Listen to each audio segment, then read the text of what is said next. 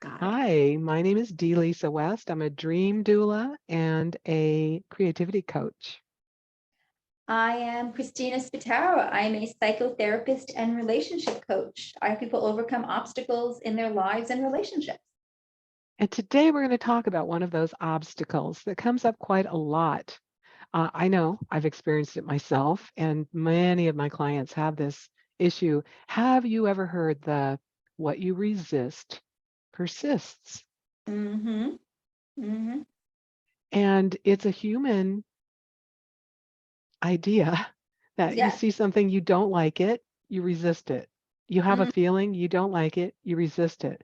But the more you resist it, the more it stays there, or the more of yes. that you get. Yes. How do we explain that to our people in a way that helps them get out of that circle or that spiral of resisting something they don't want, getting more of that thing they don't want, resisting it some more? It's like I like to think of it as, when you have a bad cough Yeah. and maybe you're like in a meeting or something or class and you don't want to be coughing when you're there. Now, of course, these are pre-COVID days, but now we don't want to not do it for a whole other set of reasons. But the idea is the more you try to suppress it, the more that cough is going to get worse, worse and worse and worse. And you're going to be hacking even more than if you just let yourself just do it. Resistance, because keep in mind, there are things that we need in our lives. There are things that need to be addressed, things that need to be fixed. They're not going to disappear just because we don't want to deal with them. They're going to still be there. They're going to be the thing that says, they're going to be like, Jack Nicholson in The Shining, here's Johnny, or, they're going to be like, Glenn Close in Fatal Attraction. I will not be ignored. You knew I was going to throw movies in here. The idea being that the things we need to address need to be addressed. It's not like, and it's an understandable human thought that you don't want to face something. I don't want to deal with it. No, I don't want to. I can't tell how many times I've worked with clients who are miserable in their relationship, are miserable in their job, or miserable in some way, but to fix it, they would have to be a little uncomfortable and get out of the familiar and maybe get out of their comfort zone. So the idea being, okay, but you're telling me you're miserable. So they almost rather stay in the misery they're in than make a change that needs to be changed because they're afraid of it. Underneath everything, and I just want to say to those of you who have watched all our videos, by the way, thank you. And secondly, you might see common themes come in many of our talks. And that's because the human condition, from the beginning of time, there are things that are just part of who we are and part of our experience as human beings. And themes are going to continue to come up. And one of those is fear. People are so afraid. They're afraid of change. They're afraid of confronting. They're afraid of dealing with things that make them uncomfortable. Right. And our fear becomes our resistance to what it is that we fear. In Yes. fact, have you read that book, which is now popular, although it's a 10 or 15-year-old book called The War of Art? Not to be confused with The Art of War, Right, right, right. be- Yes, but The yes, War of yes. Art is all about resistance. Like the Mhm. first half of his book is like resisting this, resisting that, resisting this, resisting that. And um, I've also done this somatic work with Mhm. one of my own coaches, Mhm. and he had me do something called a jar of resistance. So he Ooh. said you need to get a jar and write jar of resistance on the outside of it. Okay. And when you find yourself moving toward a goal or a dream Okay. and something comes up, you just feel like you're resisting it, Mhm. sit with that feeling for 2 minutes. Okay. So if you're resisting the feeling of fear or you're resisting the feeling of anger, you're resisting whatever that Mhm. feeling is or that emotion is, if you sit in that feeling for two Mhm. minutes, Mhm. not resisting it, just accepting it, the feeling goes away. It's like magic. And what he told me to do is do it 100 times.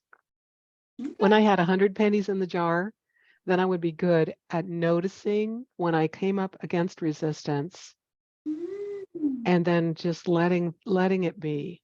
Just letting myself be with whatever that thing I was resisting. Now, Mhm. did I do it 100 times?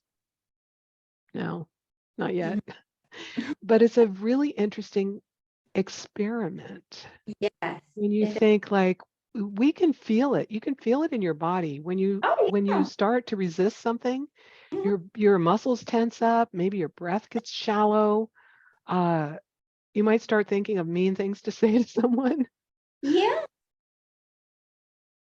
it's You can true. feel it. Yeah. You totally feel it because when you think about it, we're all energy, right? So the idea, you're resisting something that you actually need to go towards, that you actually need to face, you actually need to deal with. So you ever like try to put two magnets together, and as long as they're Oh, close, yeah. Sometimes they go so together or they yeah, push apart. exactly.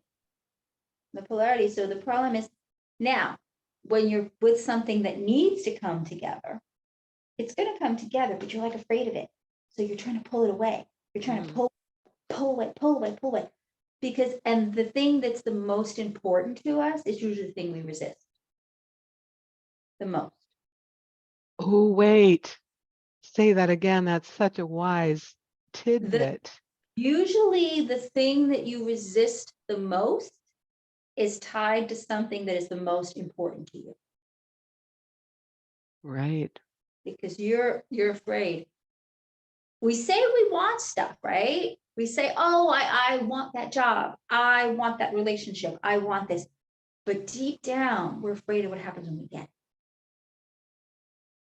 Let's say, for example, a woman in a long-term marriage wants to have a better, loving, it. Mhm. a deeper connection with her spouse. What would she be fearing? Well, maybe she's fearing she can't get that with him. Maybe she's fearing that if she really addresses the idea that she's not happy, can she stay in this relationship? Denial is very powerful. We stay in things by convincing ourselves everything's fine. I'm okay. This is good enough. I'm happy. But if we actually examine something and we look at it carefully and we recognize, wait a minute, I'm actually not happy. Or Right, Christina. The that, good enough, there's some modern saying like good enough is the kills the best life you can have or that's not there's ah, some saying like good enough is the thing that is killing your beautiful life. exactly, exactly. Now, I'm not saying to be overly like critical, because then people go the other extreme, right? Like they could have something great, but they're finding a way to sabotage it because they're nitpicking every last thing. That's not what I'm talking about. Mm. I'm talking about having the courage to embrace a full life. Some would say, like when people pray, right? They'll ask God for things. They say, why are you basically asking God for less? You ask God for more. Now, of course, it's up to whatever happens, whatever you believe. But the idea being that why some people shortchange themselves. And but we think, but I'm not shortchanging myself. I'm saying I want that. Okay. But are you really giving yourself what you need? Like you're saying, okay, if I get this relationship or I get this job, I'm going to be so happy.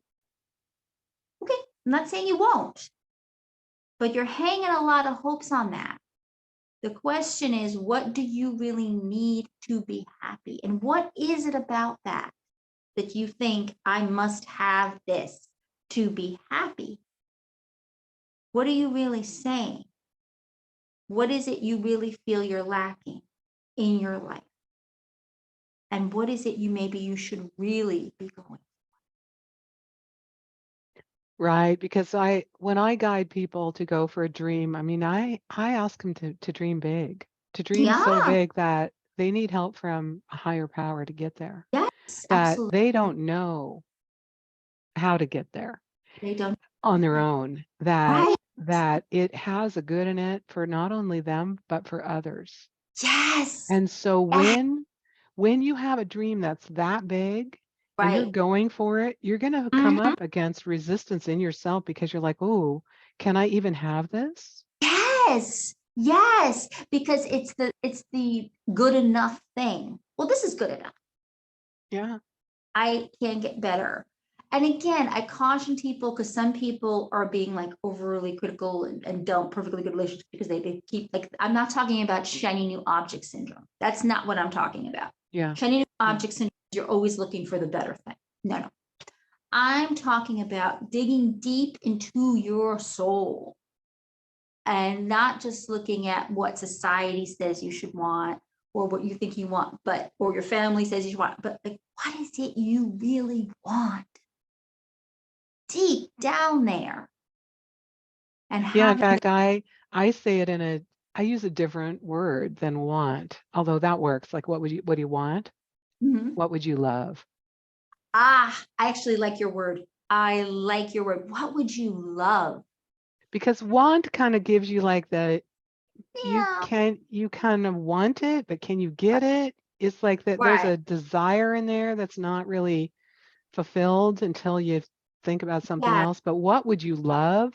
What would What you? makes you feel so expansive and alive that you would love that? Yes.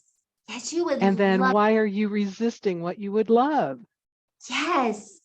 Like the idea of, how when something really excites you and like you're literally lit up inside. Yeah. What lights you up? What really illuminates who you are? Like, okay, gonna do another movie. You know me. So there was a movie, French Kiss, Meg Ryan and Kevin Kline. It was a romantic comedy.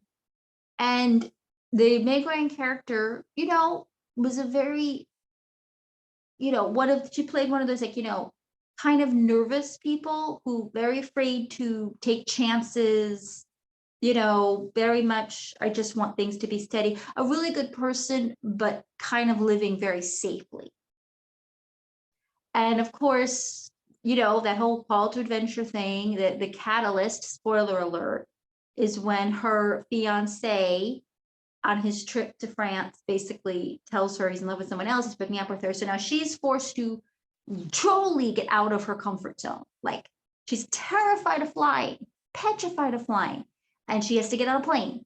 She has to trust strangers where she never trusted before. She has a thing with her visa and she's not supposed to fly out, but she's supposed to take that chance. So, like, anyway, being forced to take chances. And in the beginning, she's doing this to get back this person.